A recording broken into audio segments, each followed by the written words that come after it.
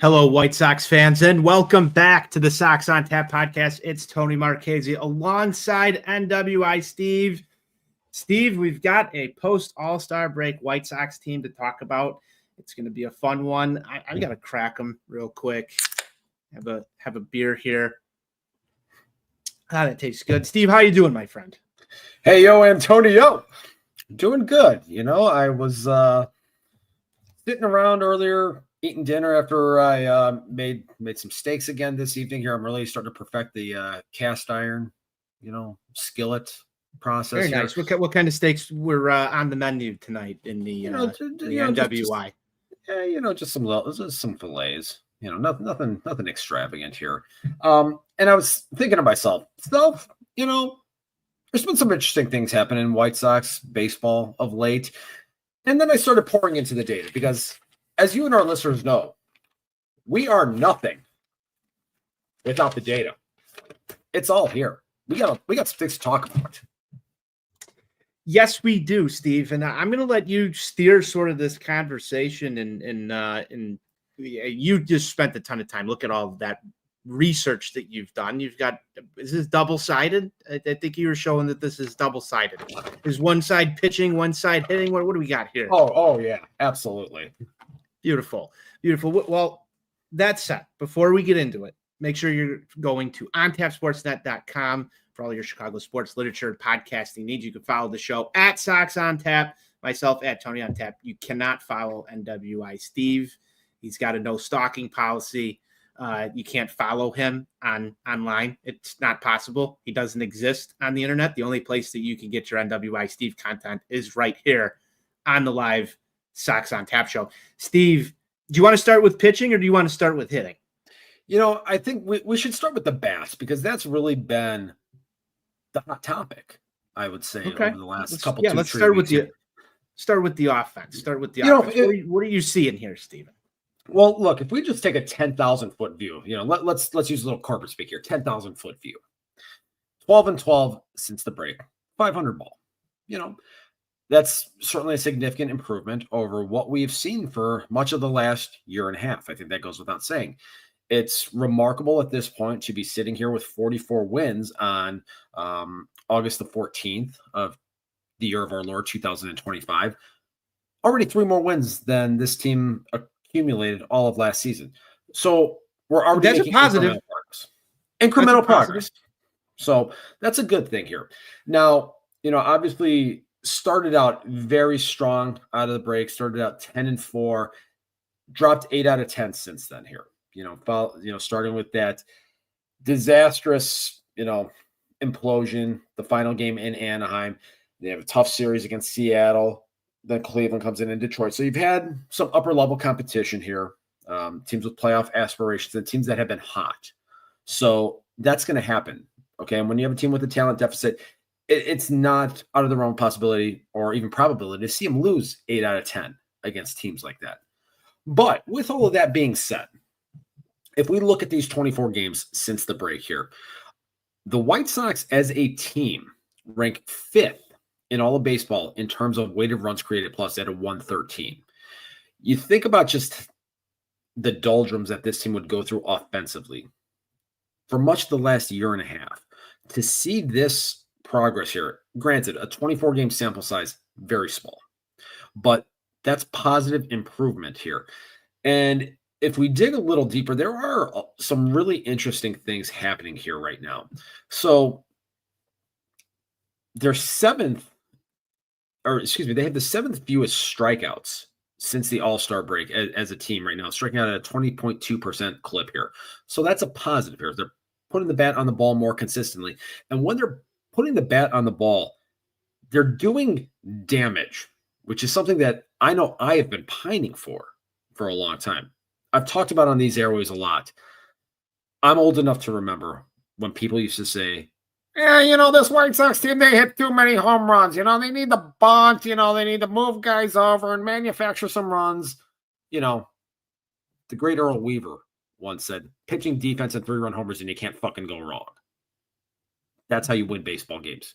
He was well ahead of his time here. The power department is the thing that I find most fascinating here.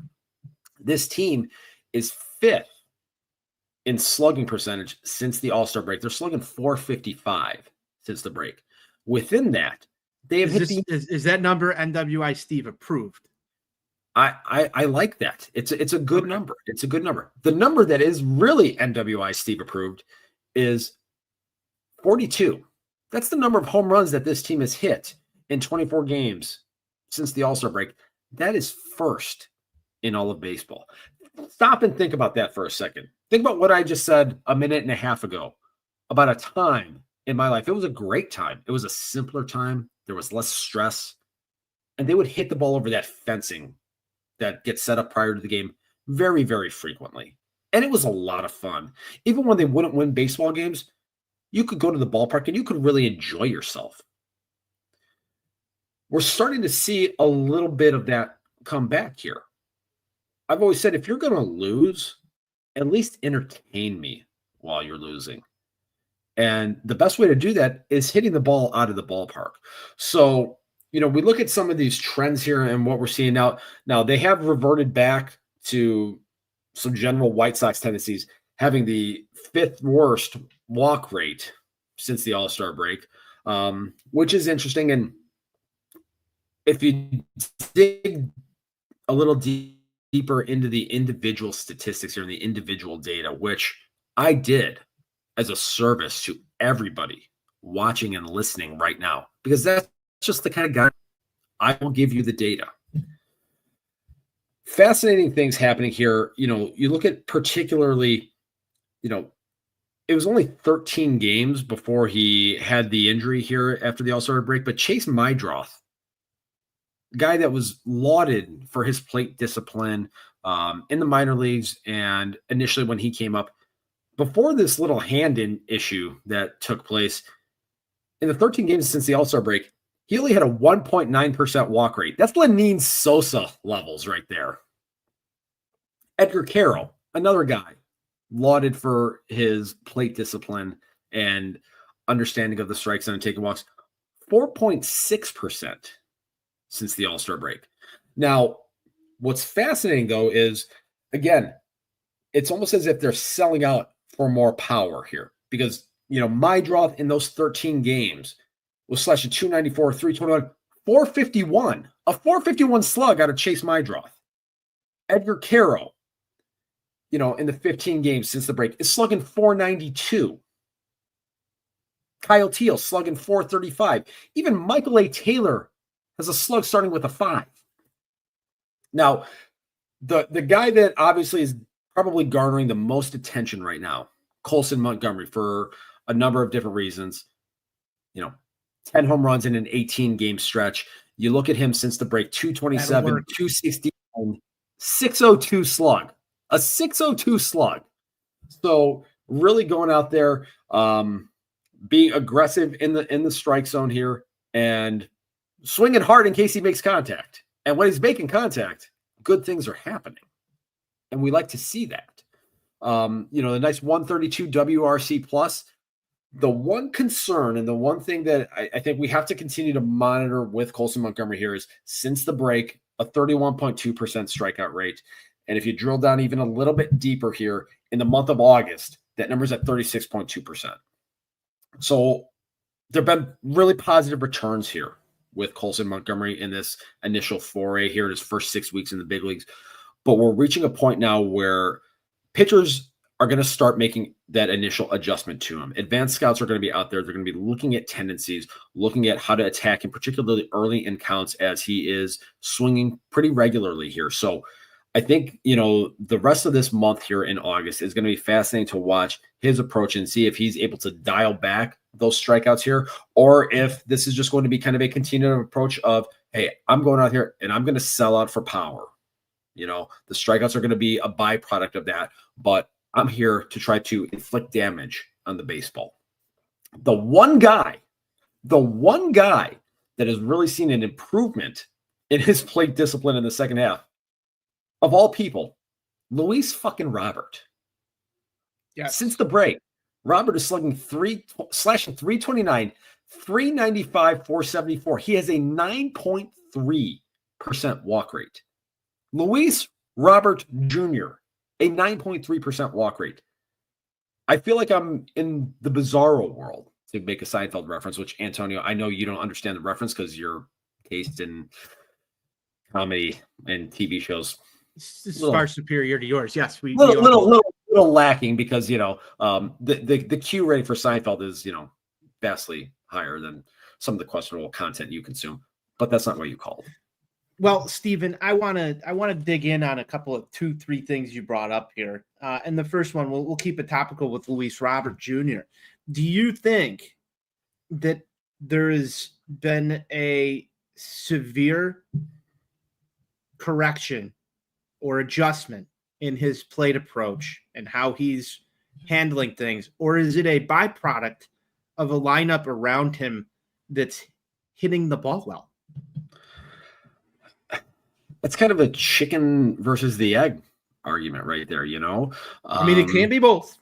Can be both. It very well could But be. it's interesting to see because he doesn't look like the weakest link in the lineup anymore when you're starting to take these walks. And when he does make contact with the ball, it looks like a completely different ball player than what we saw prior to the All-Star break. Absolutely. Absolutely. Obviously, there were some adjustments made team-wide post All-Star break. That being said, I don't think anybody really ever expected Luis Robert to do what he's been doing and not get traded at the trade deadline. Mm-hmm. That's what's interesting to me here. And then, you also talk a little bit about Colson Montgomery and the selling out for power. One thing that I think has been noticeable just watching these broadcasts, it's almost not that I shouldn't say selling out for power. Their pitch selection has been a little bit better. Maybe not everyone across the board, but I've seen less uncompetitive swings at stuff that's low and out of the zone for Luis Robert, stuff that ate the last rebuild 2.0 team alive when you only had Yasmani Grandal, who knew how to take a walk in that lineup. It seems like some of these guys do know how to take walks. Chase Mydroth obviously being out of the lineup for this last stretch has I think hurt things considerably. Obviously, you get Miguel Vargas back in here. I know that's not a name that was mentioned, and he's somewhat cooled off from what he was doing prior to the All-Star break, which was essentially sort of carrying a lot of the weight for that White Sox lineup at the time. But just overall, it's more watchable because you're getting offensive games that are providing you with runs. And I like when this team scores runs, Steve. It is. It is a far more palatable brand of baseball that we have seen here in these last 24 games. Look, we all know that the baseball season is very long, and it feels even longer when you're just a dead-ass team out there that doesn't have competitive at-bats and, is scoring 1 or 2 runs a night. No, look, that's going to happen. We've seen a couple of instances of that. Obviously, losing the game 1-0 yesterday when they had a couple of opportunities in there, and that series finale in Seattle, just leaving lots of guys on base right there.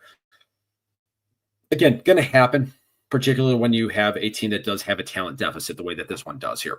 But to your point, we are seeing incremental progress out of this, at least here. And one of the things that I talk about a lot, and I think a big part of the baseball community that is more heavily on the analytical side of it focuses so much on walk rate. And is it important? Yes, it absolutely is here. But at the end of the day, I've always been a believer and had the mindset, and this is something that was instilled in me by the great Stephen J. Ruzich at South Suburban College, who's going to be having the field renamed in his honor in a month time. So, all you fellow Bulldogs out there, be there for that.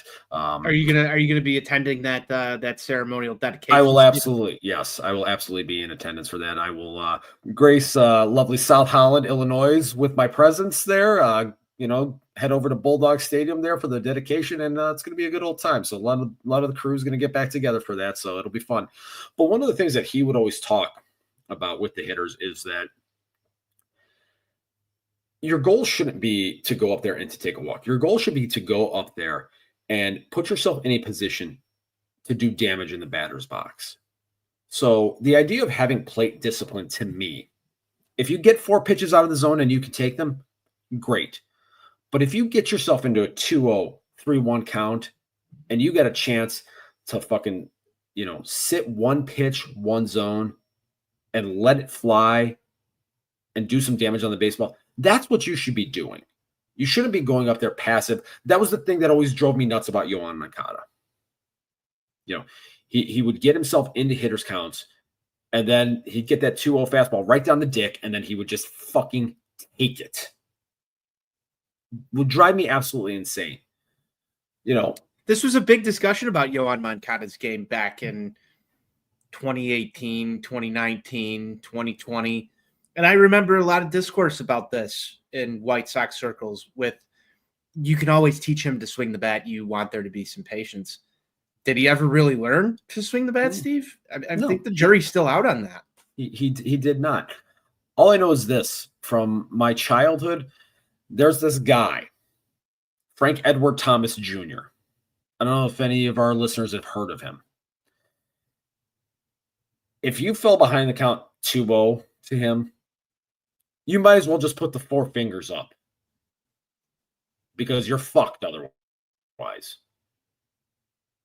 That he was that guy that he had that uncanny knowledge and understanding of the strike zone and could read the ball out of the pitcher's hand and be able to get himself into those counts. But he was getting himself into those counts to do damage. That's how you end multiple seasons with a slugging percentage that starts with a 7. You don't do that by taking that 2-0 fastball right down the dick. Just looking at Luis Robert's stats right now on Baseball Reference, did you know he's hit his career high in walks this year already? I was not aware of that. He's at 39. The most he ever had taken in any other season came in 2023 with a total of 30. Wow. I did not have that on my bingo card. We are living in unprecedented times right now.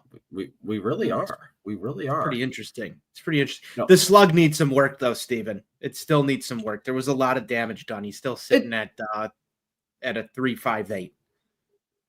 It does, but again, I think if we look at since the break, it's at 474, which not where he was at in 2023 or even in 2022 before that last 6 weeks when he had the wrist issues and he was taking all these half-assed one-handed swings out there.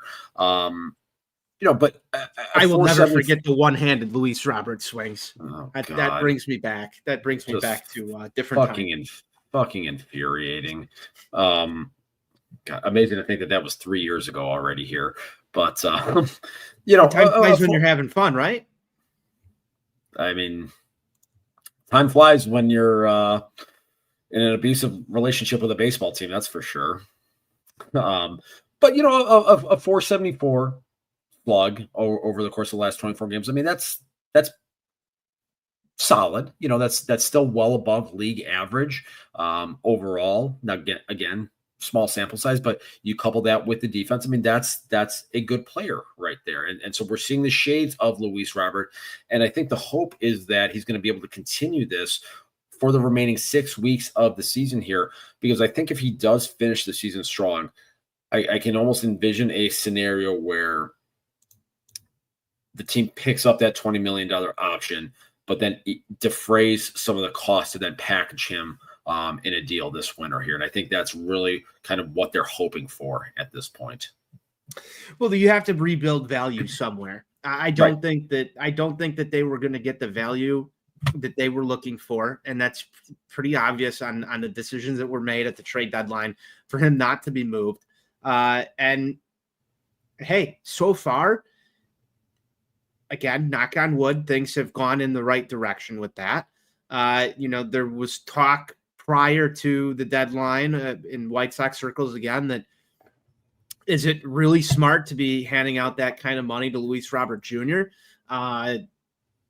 Will Jerry Reinsdorf even open his pocketbooks for that type of thing? If you can still get some value out of this guy, I think obviously right now things are trending in the right direction. I guess the real downfall of this is we all know you're one injury away with Luis Robert from things getting completely derailed again. And that's the risk here. That's the risk side that Getz and the front office have taken. And we got to hope for the best. That said, do you see it continuing, barring any sort of health issues? I mean, it's been encouraging so far. I want it to continue. I know that because anything that can help restore even a modicum of value that he might have going into the winter is ultimately going to be good for the White Sox long term. We've seen, unfortunately, though, with Luis Robert, things can change very quickly. The 9.3% walk rate, though, is really fascinating here to see this since the All-Star break. I almost don't know what to make of that, to be completely honest with you, because this is so out of character for him. And I think it just kind of leads to a question of, has the impact of Ryan Fuller, is that starting to bear fruit? Is it something that took half a season for some of the changes and some of the philosophies that he was looking to implement system-wide? Are we starting to see those come to fruition? You do have to wonder what's at play here. And, I go back to the decision to sit Colson Montgomery at AAA and send him to Arizona to do some work. And the approach there seemingly looks like, genius level moves at this point, Steve. I mean, the numbers, the data as you have on your paper there, it looks good. It looks really good. You couple that with Edgar Caro, you couple that with Luis Roberts' sort of resurgence over the All-Star break, taking a little time away, coming back looking completely different. Chase Mydroth, obviously. Some of these guys had some coaching in different systems, so I'm sure. And Lenine Sosa. Lenine Sosa leads the team in RBIs right now. I did not have that on my 2025 White Sox bingo card, and if any of you had Lenine Sosa leading the team in runs batted in on August 14th, raise your hand. You deserve a pat on the back here. There's a lot of positives. The one question, though, is, would Andrew Vaughn have turned around if he was still on the Chicago White Sox right now? I'm dying to know if that would have been approached differently had we been here. Was he, a potential clubhouse cancer guy that they needed to move on from? Would it not have happened here? Because this team personally, like looking at it, it's been better since he's gone. But you see what he's gone off and done in Milwaukee. And of course, we have to hear about that because we're Chicago White Sox fans. So, was he like a potential reclamation project, or did they identify something with him and absolutely thought he was cooked? It's a combination of different things. Sometimes guys need a change of scenery. Especially guys that were highly touted at the prospect level. Sometimes they just need a different voice, and sometimes they kind of buy into the hype at times. He was a guy that was a number 3 overall pick and came in with all this fanfare, got the big signing bonus, and was supposed to be the guy to continue the lineage of, over 30 years of phenomenal play and offensive production at the first base position for the Chicago White Sox. He was supposed to be that guy. He was, Steve. And guess what? Like, he looks like he would have been that guy the way he's hitting right now in Milwaukee. But, at the same time, though, like I said, he might have been a guy that he might have bought into his own hype. And, there's rumors and things out there about other players who are no longer part of the organization questioning his work ethic. Whether or not that's true, we don't know the answer to that. It could have been a problem with his work ethic until he got sent to the minors and realized, hey, if I don't do this, I'm going to end up selling real estate like Zach Collins. Right. And that can happen. That could be enough to motivate someone. Sure. That could be part of it. And then it also could just be a matter of, you go to a different organization and sometimes the message gets articulated in a different way. I still have questions about the White Sox overall use of data as an organization relative to other teams. I think especially a team like the Brewers. I mean, they have kind of shown that they are a very smart organization. They find ways to do more with less. In a lot of ways, they kind of remind me of those shit bags from Canada South that were torturing us in the early 2000s. I think there's some parallels between that.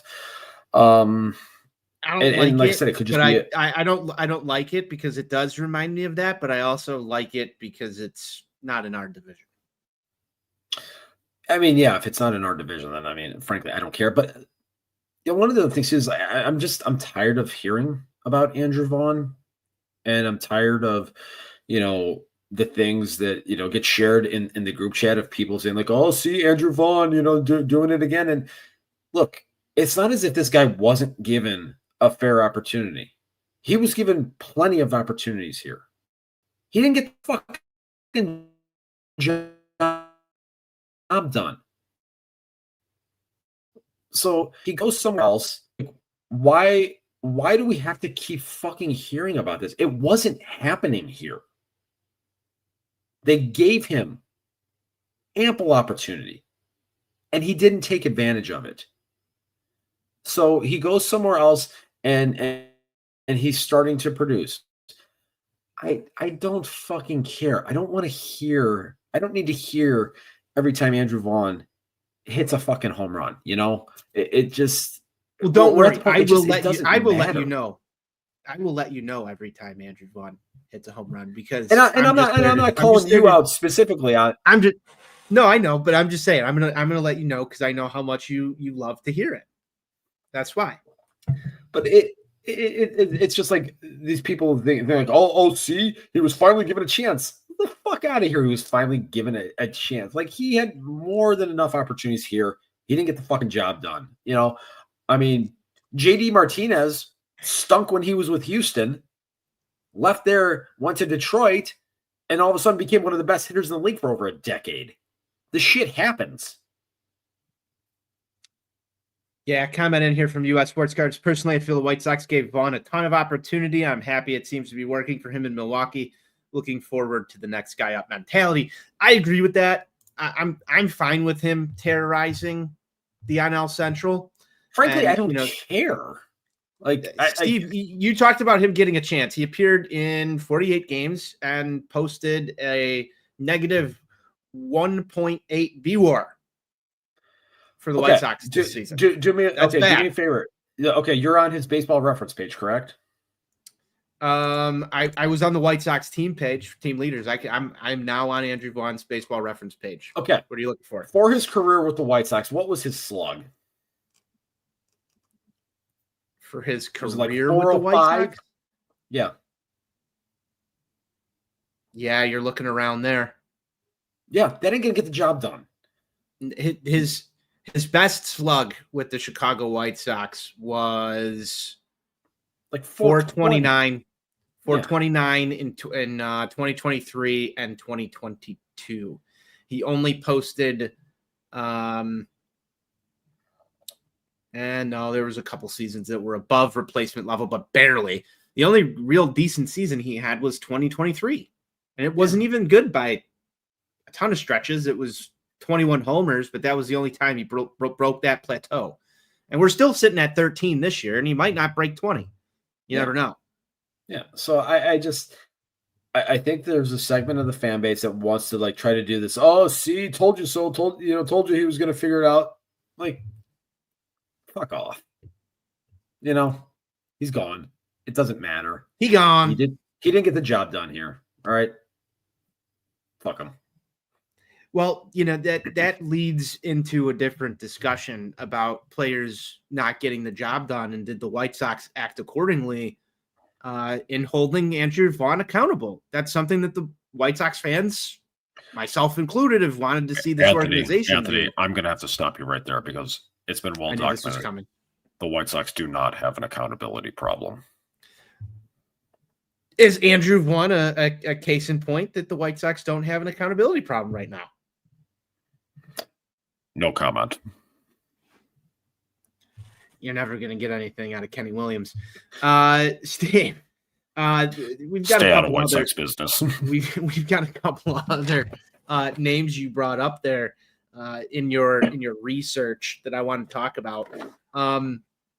One of them that wasn't mentioned though was Kyle Teal. What have you seen out of Kyle Teal so far, and how are you currently feeling about the two catcher tandem of Edgar Caro and Kyle Teal, and how would you split them up? I know it's been a lot. There's been a lot of discourse regarding having both of them in the same lineup and potentially giving up, the DH if there's switches and all this other stuff. But I'm just curious, taking a pulse check from you on how you feel about their utilization and how you would personally utilize them for the remainder of the season and as we head into next year. Yeah, Teal, he's been good overall. I mean, since the break, 290, 333, 435. So showing a little bit more slug. Again, for both of these guys, him and Edgar Caro, I mean, they're really almost splitting time at close to a 50-50 rate. I personally would like to see both of them in the lineup more regularly. And it seems like Venable is starting to do that a little bit more here over the last maybe 7 to 10 days or so. I think this fear that exists about, oh, well, you're going to lose your DH spot because it happened one time earlier this year. It's such an anomaly that I don't feel like that is something that should be worried about. And I do think Venable said it as much during that post-game interview. I think that game actually wasn't that against Milwaukee when that happened? I feel like it was. I can't recall at the moment, but it may have been. But, Teal has been, he's been fine to this point. Both of these guys are learning at the major league level. And, most scouts and baseball evaluators will tell you that, catchers coming into the major leagues, there's a lot on their plate, obviously having to learn a pitching staff, having to try to be someone that can kind of command the action out there on the field. And the focus more oftentimes than not is going to be on the defensive aspect of it, particularly on the receiving piece of it and the game calling aspects of it. So you do see a lot of catchers that will come up and won't set the world on fire initially in the batter's box. So, they've been fine. And I think, with Caro in particular here, it's been interesting seeing the power surge a little bit over these 15 games that he's played since the All-Star break. I mean, he's slugging 492 in there. That was one of the things that I was pining for early in the season, was hoping for both of these guys to start driving the baseball a little bit more. So there's positive things happening there. It's getting to kind of be that balancing act of, okay, having the plate discipline, working yourself into quality hitters counts, and then being able to do damage. But then when those pitches are out of the strike zone, being able to take those walks in there. And I mean, that's something that Caro showed. Actually, both of those guys showed an ability to be able to do that at the minor leagues. But, you're learning now against the best pitchers in the world here. So there is going to be an adjustment with that. But they're holding their own. So I don't think anybody could really be upset about what they've seen from this young catching tandem to this point. I echo most of that you just said there. I don't have a real preference one over the other at this point. I think both of them offer, behind the plate, at least defensively, enough to help win a ball game at this point. Caro, man, though, he's got a quick back pick. That, he's throwing guys out. He's making some defensive plays, making things happen, helping his pitcher get out. It can show off his fucking arm. Yeah, it's been fun to watch. It's been fun to watch him. And granted, I know people have said that Kyle Teal has, higher upside defensively than Caro does. I haven't seen either one of them really outshine the other. Have you? From my perspective, I think Teal is more sound from a receiving aspect. But I mean, that's really the biggest differentiator that I see between them. I think Teal has a pretty good command of receiving back there. So that's the one thing that stands out to me a little bit more. So yeah. Fair enough. Fair enough. I don't think that we're at the point because I haven't been able to discern any patterns yet. And maybe somebody else out there has. Maybe you have, Steve, as to who's throwing to who. There doesn't seem to be the whole like personal catcher situation thing going on that we saw back in the Lucas Giolito days and James McCann versus Yasmani Grandal and all that good stuff that once took place here. It seems like they've mixed them up enough where pitchers are comfortable throwing to either Caro or Teal at this point. Begs a question if we've seen the last of Corey Lee on the south side, but I just wanted to do a quick pulse check on you with the catching tandem. Yeah, no, I've been pleased with it overall, so that's been nice. Before we shift to the pitching side of it, we got to talk about one negative thing on the offensive side of it. Sure. It's your boy, Noodle Boy. What about him?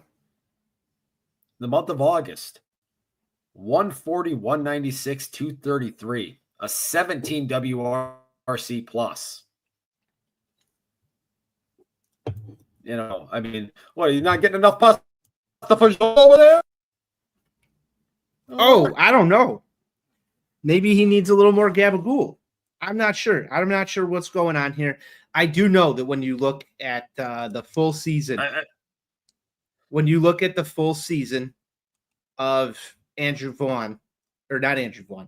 Benintendi. Sorry, I'm getting my Andrews screwed up here because we've been talking a lot of Andrews. I know that's your favorite name in baseball, Steven.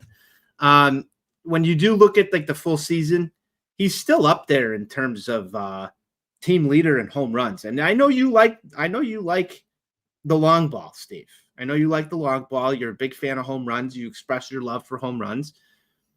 Second on the team in RBIs, tied for the lead in home runs. To me, I look at that. His slug is still above 4. So, I mean, everybody has a bad month. I know you like to attack Andrew Benintendi with everything you have because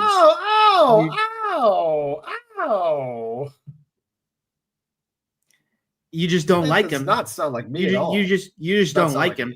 So, I'm just saying, still tied for the team lead in homers. If he has a hot week, you never know. He could wind up at the end of the season leading the team in home runs. Our guy Minadar is apparently a big NWI Steve guy. It says Benintendi can hit 40 home runs DFA.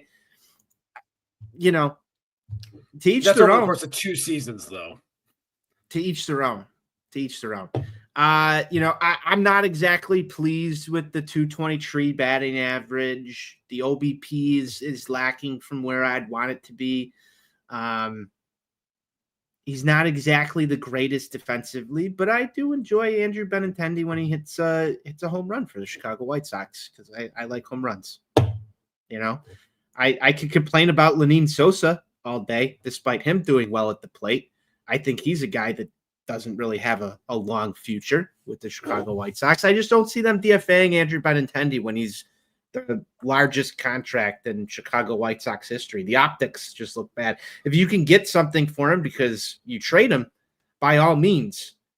But I just don't think that there's a market for Andrew Benintendi on that contract.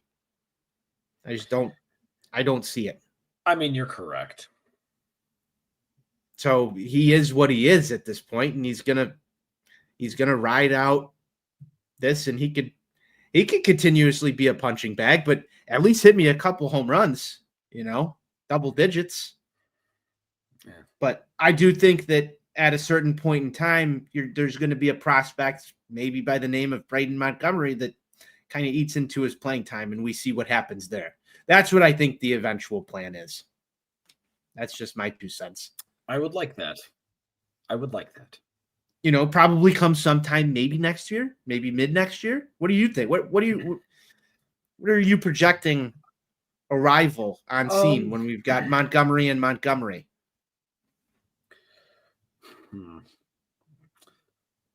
I'm going to say August 1st. Next year, August 1st. Yeah. I do think you'll probably see him be a futures game guy next season. Get the call shortly after there. I could see it maybe coming in July if he really pushes the issue. But I think that's your Andrew Benintendi's keeping a spot in that outfield warm for Braden Montgomery. That's my thought at this point. I could see it. All right, we're gonna talk some arms now. Let's talk arms. What is going on with this White Sox pitching staff, Stephen? All right. I know there's a couple of things that you're happy with that you're gonna talk about here. Yeah. Since the All-Star break, your Chicago White Sox rank second in all of Major League Baseball in Ks per 9, trailing only the Los Angeles Dodgers. They're averaging 9.6 Ks per. They're averaging in more than a strikeout an inning since the All-Star break. This is unheard of from what we saw for a year ago. I believe it, Hawkaroo. I remember I was there that night in September of, I believe it was 2015, when Christopher Allen Sale broke the franchise single season strikeout record. I remember the White Sox having pitchers that used to be able to strike guys out. And I enjoy it. I enjoy it a lot. So that's a positive right there. Also on the positive side of it, this team is not giving up home runs at an alarming rate, which we all know 2023 and 2024, that was a big problem. Big problem. Overall on the season, they're 12th in home runs per 9 at 1.11 per 9. But since the All-Star break, they're up to 6th. They're just over 1 per 9. So, this team, they're missing more bats. And when contact is being made, there's less quality contact against them. So that's a positive right there. The one thing that is still problematic is that, since the All-Star break, only the Yankees are walking more hitters than they are. So concerning from that aspect. And overall on the season, this team, they rank 29th overall at 3.81 walks per 9. That number is actually ticked up here in the second half over where it was in the first half. So one thing that definitely needs to get controlled, nice little pun there, unintentional, or was it? Start commanding the strike zone a little bit better here. Particularly you look at the young pitchers, and there's some guys in here that are really doing some interesting things here. Like Aaron Savali has thrown the ball well, minus his last outing here against Cleveland. He's been striking out, since the All-Star break, 11.3 hitters per 9, which for Aaron Savali, that's some wild stuff right there. But, if we look at the guys that really matter in this thing, you look at a guy like Sean Burke. Now he's a guy that, yes, he was the opening day starter for this team this year, but I think everybody knows and understands that on a good team, Sean Burke would be like a 4 or 5. Okay. And one of the big criticisms that I know I had and a lot of other people had about him in the first half was he wasn't missing bats consistently. He's up over 14 Ks per 9 in the second half. Now, the problem has been the walk rate. Now, the walk rate on the season is, just a shade under 4. He's been at 5.25 since the All-Star break. So it's been kind of an all or nothing situation with him here. And that's always been the biggest concern about Sean Burke was, is he going to throw enough strikes with consistency to let his stuff play at the major league level? We're seeing now, especially here, that he's able to miss bats. He does have the stuff to be able to do that. This is where they just have to figure out and find a way to be able to harness that control and the command to be able to take advantage of that with more consistency here.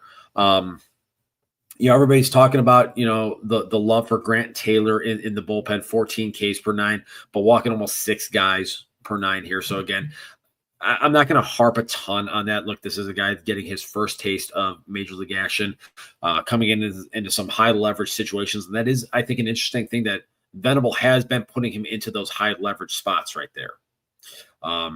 Obviously there is a, would you not?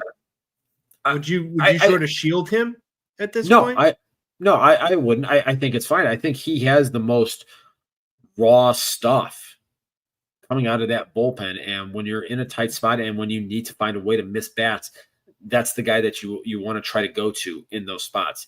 Is there going to be failure mixed in there? Absolutely. But let's find out what this kid can do.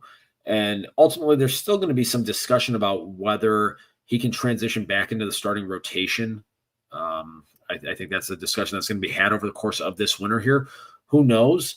I think it was Brian Bannister, had a quote shortly after they made the decision to transition him, is that, some guys are destined to have a 10-year career in the bullpen versus a short run as a starter because their arm just won't necessarily hold up. Maybe they see something in Grant Taylor. And that's why when that whole thing happened, I know a lot of people were up in arms about it, but I was just like, let's just take a step back here.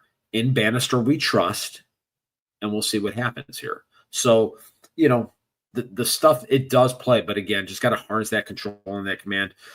One guy, there's two other guys here that have really kind of caught my attention, I would say, since the All-Star break. And one of them is very unheralded. Tyler Alexander, the work that he has done kind of in that swingman role.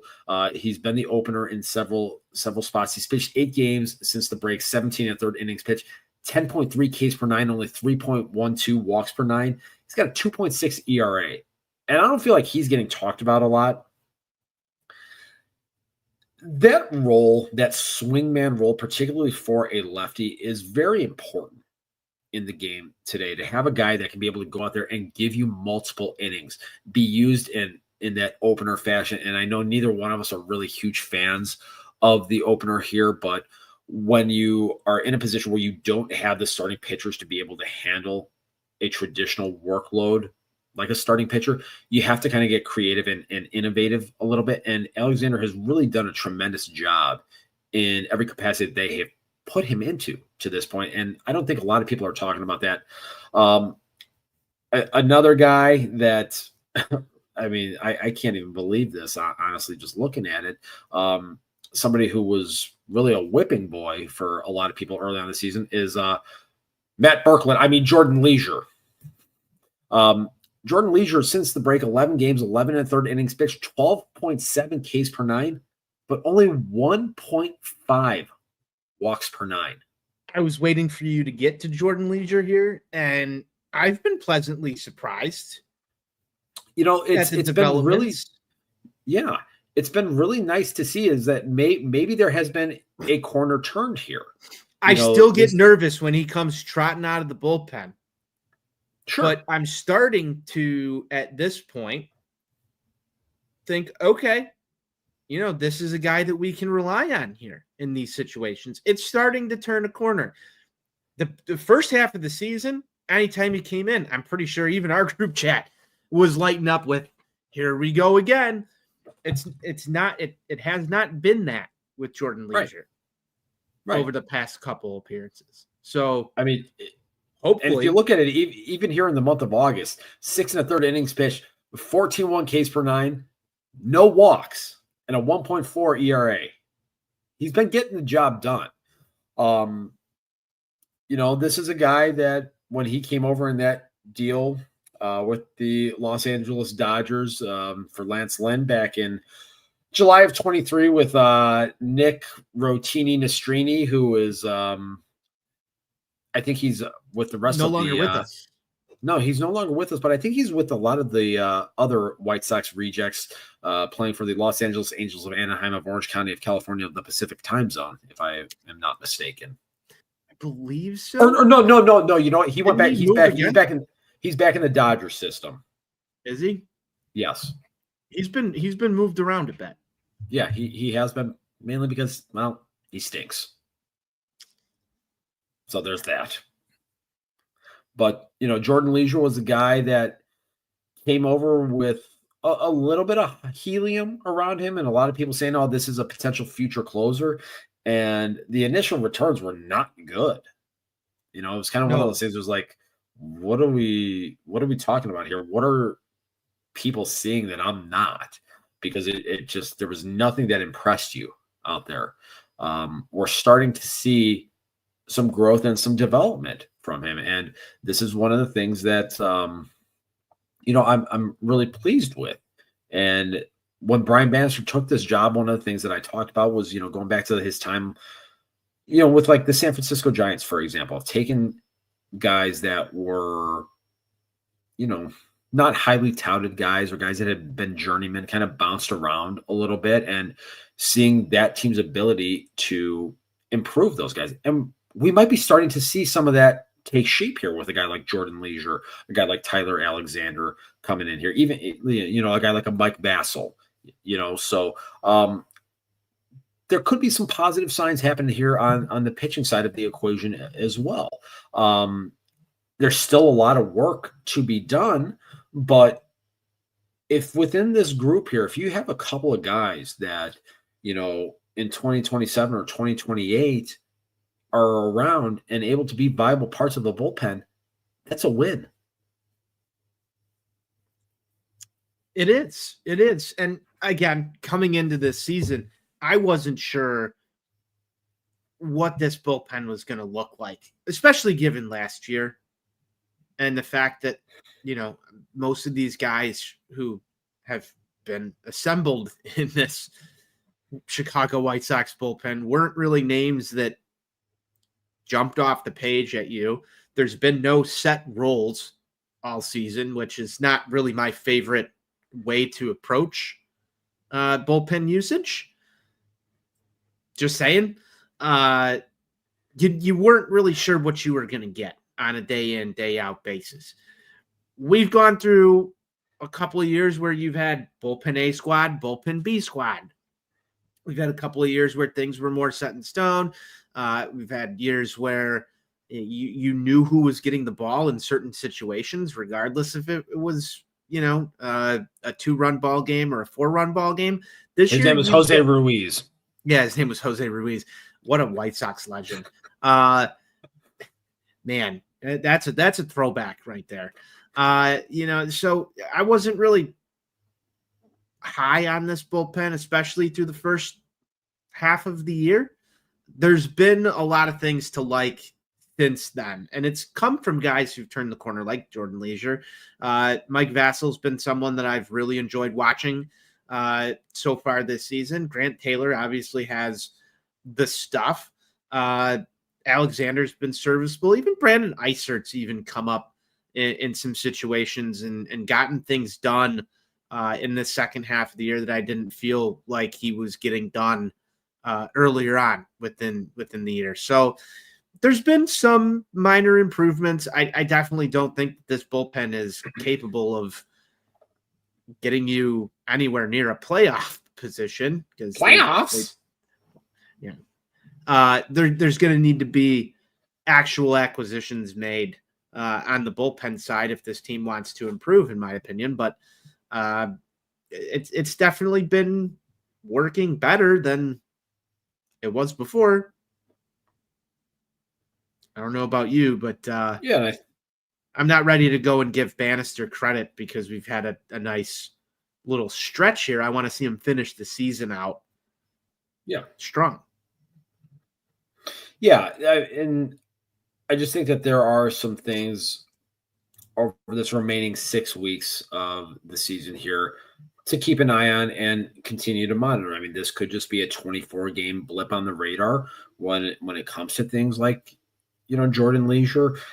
If we look at things on the offensive side of it, I mean, things could go the other way quickly here, but it's worth watching and it's worth paying attention to, because again, these are things that we could look back, maybe 2 years from now and say, hey, this was kind of the turning point.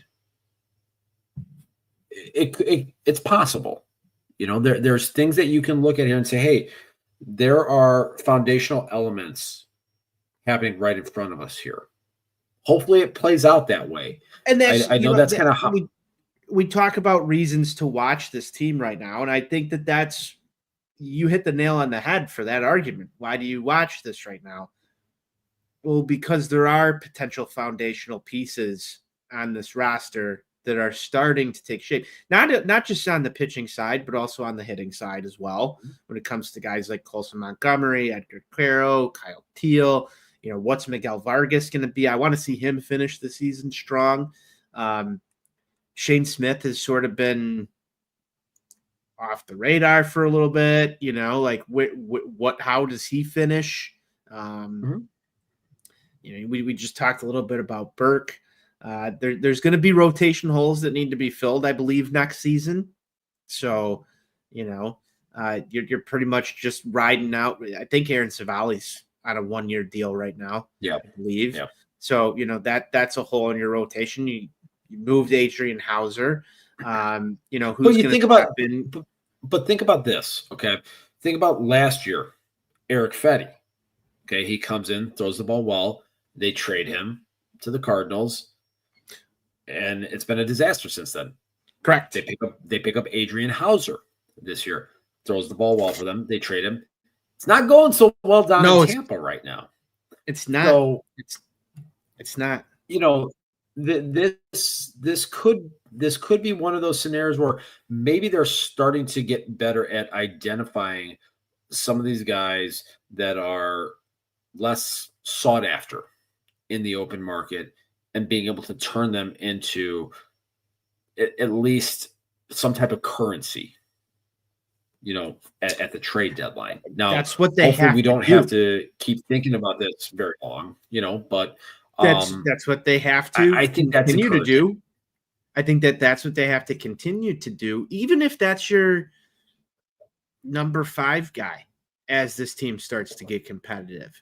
But don't rest on the fact that you've got a bunch of prospects coming in here. Obviously, there's big names in the pitching side, and Hagen Smith and Noah Schultz and guys that are gonna need to continue to move the needle, or start to move the needle, I should say, because neither of them really has at this point.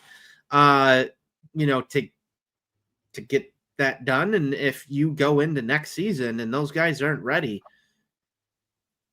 you're going to need another Adrian Hauser. You're going to need another Eric Fetty. Yeah. At least keeping a spot warm and hope that the development side works. Now, if I'm Brian Bannister, those are my top 2 projects. I agree. And both of them, I believe, are getting AFL time, correct? Yes, they are. Which they both are going to need. It's going to be a reason to follow that. Do you need a reason to follow the AFL normally? No, you don't. But exactly. in a White Sox fan sense, go look at their lines at the end of the game. I don't watch those. I mean, what about you? What am I going to do in the fall? Watch fucking foosball? Give me a fucking break. So you watch the AFL? Absolutely. If I have access to it, yes. I'm not watching AFL. That's just me. I'm gonna go look at the stats. I'm not tuning into AFL, but to each their own. What am I gonna do? Watch foosball? You can turn on your favorite TV show. I mean that thing where a bunch of guys get in a ring and dance around for a little bit. It's been not good for the last year. Oh, you're not hot on the wrestling stuff right now, Steven? We're kind of reaching a phase where it's a scenario of not watching it live, watching it the next day, and fast forwarding through like 80% of it. That's, as you would say, it's a rough scene. It's fine. I mean, it makes it more efficient for me at least. But too much CM Punk these days for you? Fuck that bitch. He sucks. What a fucking shit stain. I know how to I know how to get you a little angry. Steven, we've talked some hitting. We've talked some pitching. We've talked all about this team post All-Star break. We didn't really break down any of the recent games. We kind of sort of glossed by that, but this was a good temperature check. I don't think that we need to do too much more here. You got any final thoughts before we Final thoughts with this this episode down? Let's keep hitting the ball over that fencing that they set up prior to the games. I like that. I like that a lot. I enjoy fireworks. I do too. I'm a big fan. Got a 6-game road trip starting out in Barbecue City. They've lost 11 in a row at Kauffman Stadium. Let's put an end to that bullshit. Yeah. Let's put an end to that bullshit. It's time. It's time. I remember at one point we were sending out things about owning Kansas City during our time during Rebuild 2.0, and I want to get back to that. Those were happier times. Yeah. And then after that, Monday, Tuesday, Wednesday of next week, they'll be going down to the ATL to take on the Barbs. And, I would really like to see the Sox go down there and get at least 2. Find a way. I think they can against. I think they can against the Barbs.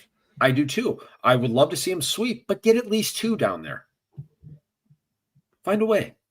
Figure it out. Against your Barbs. Again, if I have my choice between the two teams, it's not a choice.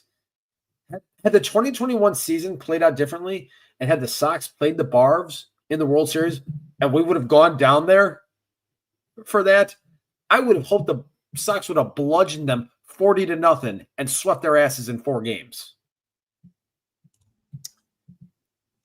But if it's not the Sox, they're your Barbs. Correct. There we go. I'm trying to just make sure that we establish that. Steven, wonderful show.